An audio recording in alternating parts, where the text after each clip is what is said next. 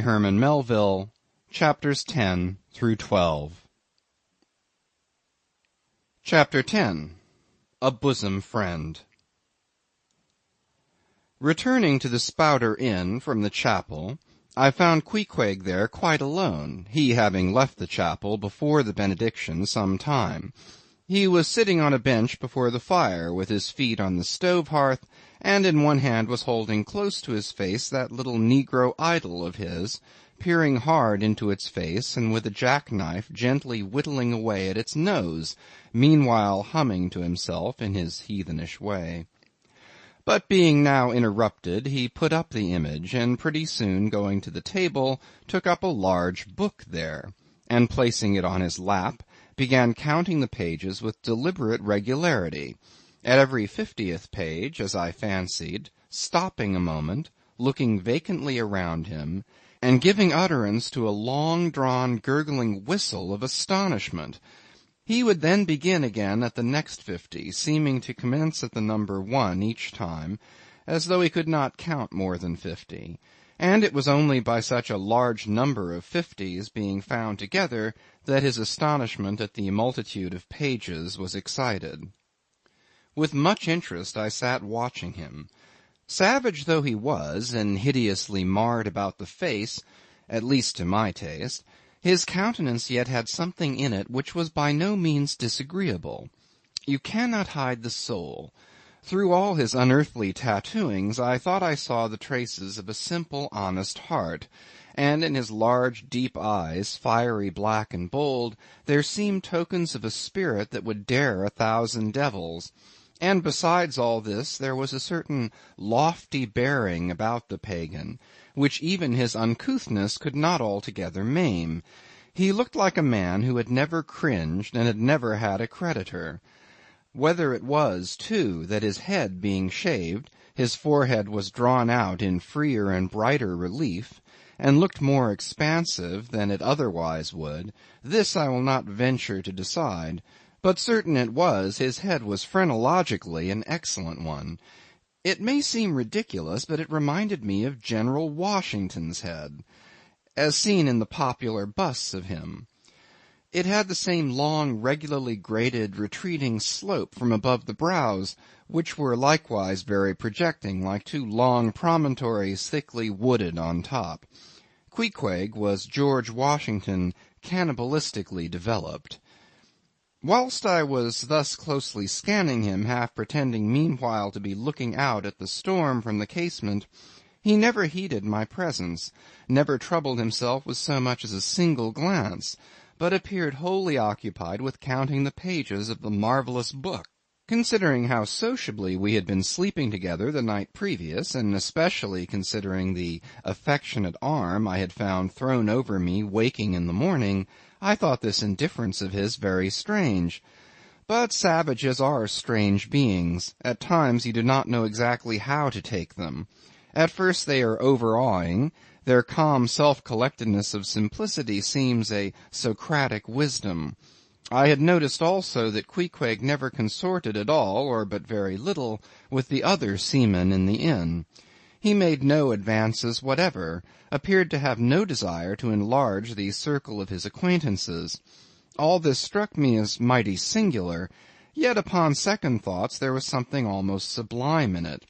Here was a man some 20,000 miles from home, by way of Cape Horn, that is, which was the only way he could get there, thrown among people as strange to him as though he were in the planet Jupiter, and yet he seemed entirely at his ease, preserving the utmost serenity, content with his own companionship, always equal to himself.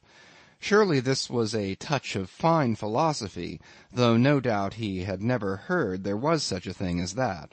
But perhaps, to be true philosophers, we mortals should not be conscious of so living or so striving. So soon as I hear that such and such a man gives himself out for a philosopher, I conclude that, like the dyspeptic old woman, he must have broken his digester.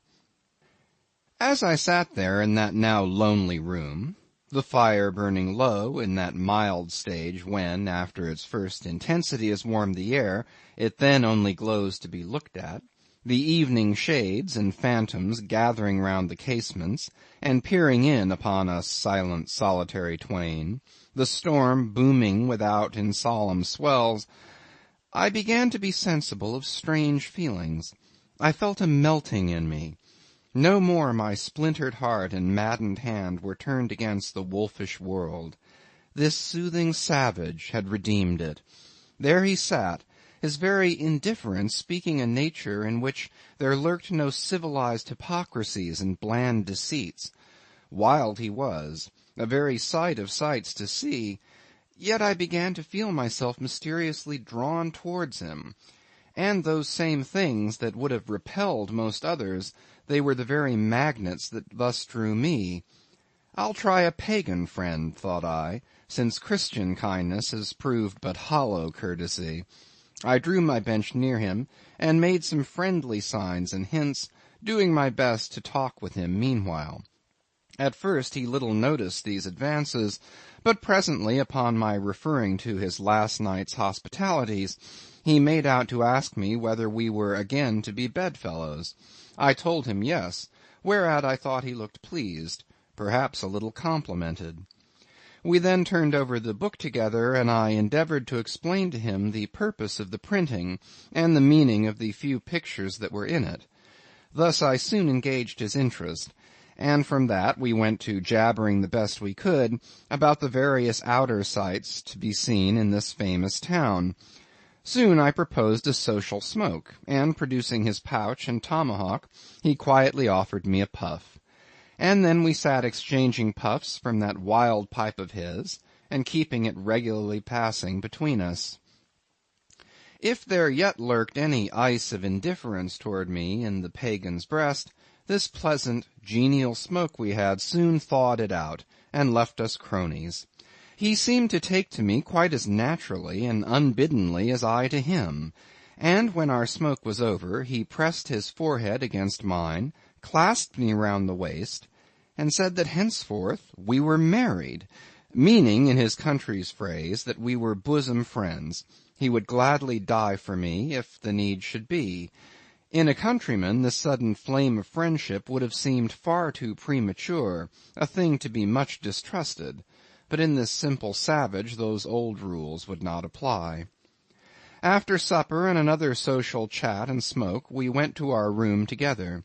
He made me a present of his embalmed head, took out his enormous tobacco wallet, and groping under the tobacco, drew out some $30 in silver. Then spreading them on the table, and mechanically dividing them into 2 equal portions, pushed one of them toward me, and said it was mine. I was going to remonstrate, but he silenced me by pouring them into my trousers pockets. I let them stay. He then went about his evening prayers, took out his idol, and removed the paper fireboard. By certain signs and symptoms I thought he seemed anxious for me to join him, but well knowing what was to follow, I deliberated a moment whether, in case he invited me, I would comply or otherwise. I was a good Christian, born and bred in the bosom of the infallible Presbyterian Church. How then could I unite with this wild idolater in worshipping his piece of wood? But what is worship, thought I? Do you suppose now, Ishmael, that the magnanimous God of heaven and earth, pagans and all included, can possibly be jealous of an insignificant bit of black wood? Impossible. But what is worship? To do the will of God, that is worship. And what is the will of God? To do to my fellow man what I would have my fellow man do to me, that is the will of God. Now Queequeg is my fellow man, and what do I wish that this Queequeg would do to me? Why, unite with me in my particular Presbyterian form of worship. Consequently, I must then unite with him in his. Ergo, I must turn idolater. So I kindled the shavings, helped prop up the innocent little idol, offered him burnt biscuit with Queequeg, salaamed before him twice or thrice, kissed his nose, and that done, we undressed and went to bed, at peace with our own consciences and all the world. But we did not go to sleep without some little chat. How it is I know not, but there is no place like a bed for confidential disclosures between friends. Man and wife, they say, there open the very bottom of their souls to each other, and some old couples often lie and chat over old times till nearly morning. Thus, then, in our heart's honeymoon, lay I and Queequeg, a cosy, loving pair. Chapter 11. Nightgown. We had lain thus in bed, chatting and napping at short intervals, and Queequeg now and then affectionately throwing his brown tattooed legs over mine, and then drawing them back, so entirely sociable and free and easy were we, when at last, by reason of our confabulations, what little nappishness remained in us altogether departed, and we felt like getting up again, though daybreak was yet some way down the future.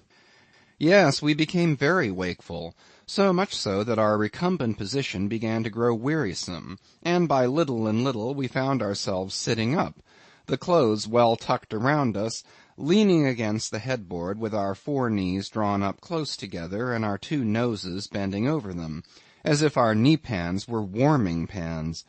We felt very nice and snug, the more so since it was so chilly out of doors. Indeed, out of bedclothes too, seeing that there was no fire in the room.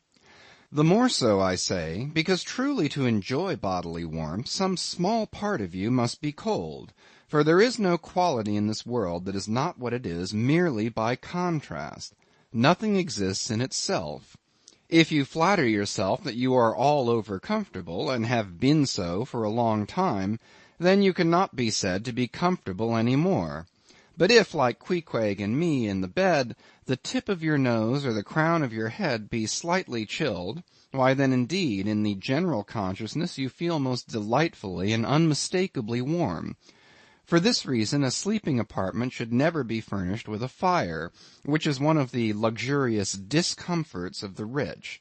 For the height of this sort of deliciousness is to have nothing but the blanket between you and your snugness and the cold of the outer air. Then there you lie like the one warm spark in the heart of an Arctic crystal. We had been sitting in this crouching manner for some time, when all at once I thought I would open my eyes. For when between sheets, whether by day or by night, and whether asleep or awake, I have a way of always keeping my eyes shut, in order the more to concentrate on the snugness of being in bed. Because no man can ever feel his own identity aright except his eyes be closed, as if darkness were indeed the proper element of our essences, though light be more congenial to our clayey part. Upon opening my eyes, then, and coming out of my own pleasant and self-created darkness into the imposed and coarse outer gloom of the unilluminated 12 o'clock at night, I experienced a disagreeable revulsion. Nor did I at all object to the hint from Queequeg that perhaps it were best to strike a light, seeing that we were so wide awake. And besides, he felt a strong desire to have a few quiet puffs from his tomahawk. Be it said that though I had felt such a strong repugnance to his smoking in the bed the night before, yet see how elastic our stiff prejudices grow when love comes once to bend them. For now I liked nothing better than to have Queequeg smoking by me, even in bed, because he seemed to be full of such serene household joy then. I no more felt unduly concerned for the landlord's policy of insurance. I was only alive to the condensed, confidential comfortableness of sharing a pipe and a blanket with a real friend. With our shaggy jackets drawn about our shoulders, we now passed the tomahawk from one to the other, till slowly there grew over us a blue-hanging tester of smoke, illuminated by the flame of the new-lit lamp. Whether it was that this undulating tester rolled the savage away to far distant scenes, I know not. But he now spoke of his native island, and eager to hear his history, I begged him to go on and tell it. He gladly complied. Though at the time I but ill comprehended not a few of his words, yet subsequent disclosures, when I had become more familiar with his broken phraseology, now enable me to present the whole story, such as it may prove, in the mere skeleton I give. Chapter 12. Biographical. Queequeg was a native of Cocavoco, an island far away to the west and south. It is not down in any map. True places never are. When a new-hatched savage, running wild about his native woodlands in a grass-clout, followed by the nibbling goats as if he were a green sapling, even then in Queequeg's ambitious soul lurked a strong desire to see something more of Christendom than a specimen whaler or two. His father was a high chief, a king, his uncle a high priest, and on the maternal side he boasted aunts who were the wives of unconquerable warriors. There was excellent blood in his veins, royal stuff, though sadly vitiated, I fear, by the cannibal propensity he nourished in his untutored youth. A Sag Harbor ship visited his father's bay, and Queequeg sought a passage to the Christian lands. But the ship, having her full complement of seamen, spurned his suit, and not all the king his father's influence could prevail. But Queequeg vowed a vow. Alone in his canoe he paddled off to a distant strait, which he knew the ship must pass through when she quitted the island. On one side was a coral reef, on the other a low tongue of land, covered with mangrove thickets that grew out into the water. Hiding his canoe, still afloat among these thickets, with its prow seaward, he sat down in the stern, paddle low in hand, and when the ship was gliding by, like a flash he darted out, gained her side, and with one backward dash of his foot, capsized and sank the canoe, climbed up the chains, and throwing himself at full length upon the deck, grappled a ring-bolt there, and swore not to let go, though hacked in pieces. In vain the captain threatened to throw him overboard, suspended a cutlass over his naked wrists. Queequeg was the son of a king, and Queequeg budged not. Struck by his desperate dauntlessness, and his wild desire to visit Christendom, the captain at last relented, and told him he might make himself at home. But this fine young savage, this sea Prince of Wales, never saw the captain's cabin. They put him down among the sailors, and made a whaleman of him. But like Czar Peter, content to toil in the shipyards of foreign cities, Queequeg disdained no seeming ignominy, if thereby he might happily gain the power of enlightening his untutored countrymen. For at bottom, so he told me, he was actuated by a profound desire to learn among the Christians the arts whereby to make his people still happier than they were, and more than that, still better than they were. But alas, the practices of whalemen soon convinced him that even Christians could be both miserable and wicked, infinitely more so than all his father's heathens. Arrived at last in old Sag Harbor, and seeing what the sailors did there, and going on to Nantucket, and seeing how they spent their wages in that place also, poor Queequeg gave it up for lost. Thought he, it's a wicked world in all meridians. I'll die a pagan.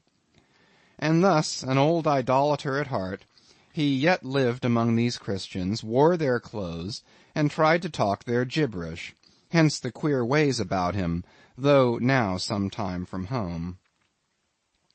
By hints I asked him whether he did not propose going back, and having a coronation, since he might now consider his father dead and gone, he being very old and feeble at the last accounts.